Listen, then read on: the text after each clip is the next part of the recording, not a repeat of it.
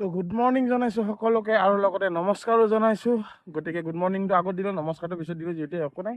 আজি মই গৈ আছোঁ Guwahati commerce college. Guwahati commerce কলেজত এইটো কাৰণে গৈ আছোঁ, মানে আমাৰ ওচৰৰে ভণ্টি এজনী পৰীক্ষা আছে, কিবা নাৰ্ছিং টাইপত নেকি, গম নাপাওঁ ভালকৈ। পৰীক্ষা দিব যাব, তাকে যাব লাগে। গাড়ীখন তাতেই আছে। মই এতিয়া ওলালোঁ, 8টা বজাত মাতিছিল, কিন্তু 8টা বাজেই এতিয়া। বহুত দেৰি হ'ল, এতিয়া যাই থাকিব লাগে। আৰু গুৱাহাটীত যাব গাইছ, চাওকচোন। এনেকুৱা সূৰ্যৰ পোহৰ থাকিলে গুৱাহাটীত যাব মন নাযায় দিয়ক। যাই আছোঁ ভদ্ৰকাৰলৈ, আৰু যি সূৰ্যৰ পোহৰ থাকিব নোৱাৰি, অৱস্থা নাই এই সূৰ্যৰ পোহৰ। গুৱাহাটীতো আজি হাইফাই এচি নহ'লেতো মই মৰি যাম। আজি এচি নাপাচ্ছে, মোৰ আগত যাই আছে আমাৰ চুচা, আমাৰ ৰয়েল এনফিল্ডৰ মেকানিক্স গুৱাহাটীত থাকে ভাই।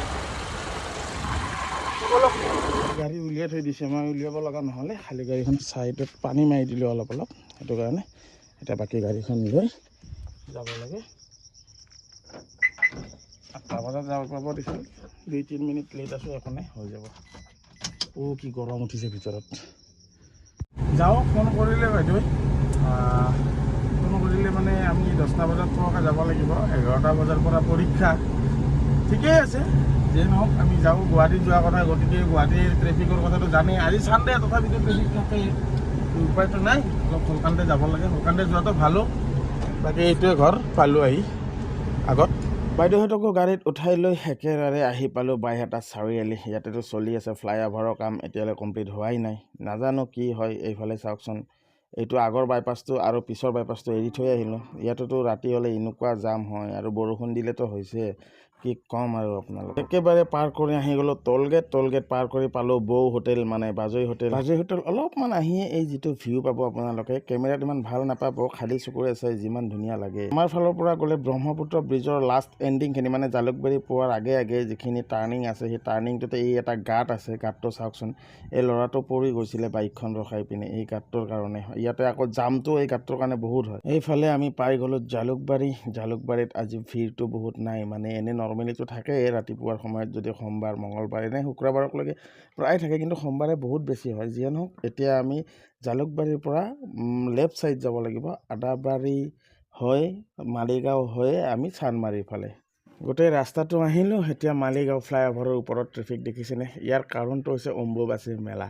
অম্বুবাচী মেলাৰ কাৰণে ইয়াত ট্ৰেফিকটো বহুত হৈছে, মানে ব্ৰিজৰ এণ্ডিং আৰু ষ্টাৰ্টিং দুয়োটাতে গাড়ীবিলাকৰ বহুত ট্ৰেফিক হৈছে। মানে মানুহবিলাক ইটো পাৰৰ পৰা সিটো পাৰ, সিটো পাৰৰ পৰা ইটো পাৰ, এইটো কাৰণে হৈছে। আৰু লগতে ওপৰৰ ব্ৰিজত দেখিছেনে অম্বুবাচীত অহা মানুহবিলাক কেনেকৈ আছে, আৰু ইমান যে গৰম, মানুহবিলাকে দিনতো যে আছে এনেকৈ, বাপৰে। এইফালে যিমান মানুহ দেখিছে নহয়, এইবিলাক চব খানা খাই আছে, মানে মানুহে দিয়ে যে ফ্ৰীতে, সেইটোৱে। আৰু বাকী যিমান মানুহ দেখা পাই আছে এইফালে লেফ্টত ৰাইটত ৰাস্তাত, এইবিলাক চব অম্বুবাচী মেলাৰ মানুহ।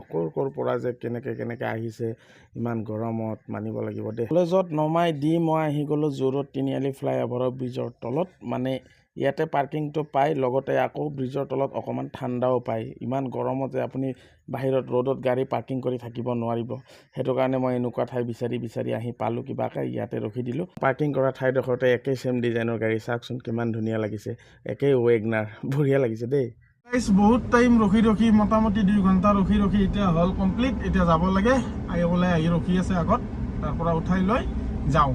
বোলো লখৰাত ইয়াতে পাকঘৰ বুলি এখন হোটেল পাইছোঁ, মানে ইয়াতে আহিছোঁ ডাইৰেক্টলি। মই ইয়াতে অলপ ভোজন কৰি লওঁ, ভোজন কৰি ঘৰৰ ফালে গৈ থাকোঁ। যেতিয়া আপোনালোকে গুৱাহাটীৰ ফালৰ পৰা ৰিটাৰ্ণ হ'ব, মানে নলবাৰী বৰপেটা আৰু বঙাইগাঁৱলৈ, তেতিয়া এই চেক গেট, মানে ব্ৰহ্মপুত্ৰ ব্ৰিজখন পাৰ কৰি চেক গেট পাব। চেক গেটৰ ব্ৰিজৰ ওপৰলৈ আহিলে আপোনালোকে এই ধুনীয়া লোকেশ্যনটো পাব। আকৌ সেইফালে লেফ্ট ছাইডে গ'লে হাজোৰ ফালে যাব পাৰিব।